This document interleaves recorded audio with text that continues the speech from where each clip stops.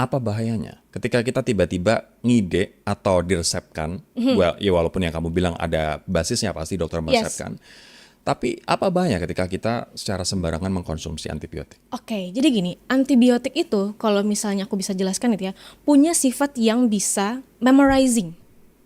Dia ketika kita kasih antibiotik, bakteri itu punya sifat memorizing, di mana bakteri itu akan mempelajari gimana caranya untuk bisa melawan tubuh kita.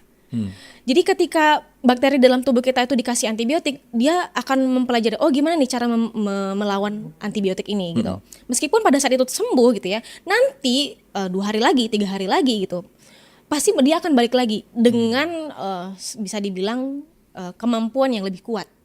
Kayak gitu. Jadi Kebal gitu. lebih kebal gitu. Jadi misalnya kita sekarang diberikan misalnya amoksisilin. Amoksisilin kita nggak habis minumnya nih.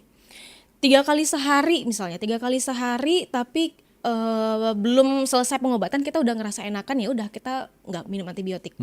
Nah nanti ketika kita demam lagi, kita udah nggak mempan lagi dikasih amoksisilin. Tapi harus dinaikin dosisnya, Dinaikin, bukan dosisnya lagi, bukan dosisnya lagi. tapi grade antibiotiknya. Jadi antibiotik itu punya kelasnya lagi. I see. Nah nanti kalau misalnya kita udah ketemu sama kelas antibiotik yang udah paling poten, yang paling tinggi, dan bakterinya nggak bisa diobatin, mau diobatin dengan apa?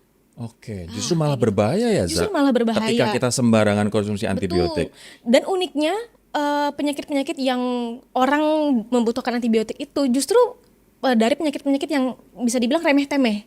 Misalnya flu dan batuk, luka, ataupun bahkan kayak misalnya tenggorokannya bindeng, tiba-tiba minta super tetra gitu. Super tetra itu isinya tetrasiklin, itu adalah antibiotik.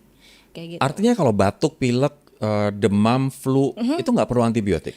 Tidak perlu antibiotik. Kita obati gejalanya, misalnya kasih dekongestan, penurun demamnya, penurun suhu tubuhnya, untuk membersihkan tenggorokannya, antiseptik oralnya gitu ya, bisa membuat kumur-kumur gitu.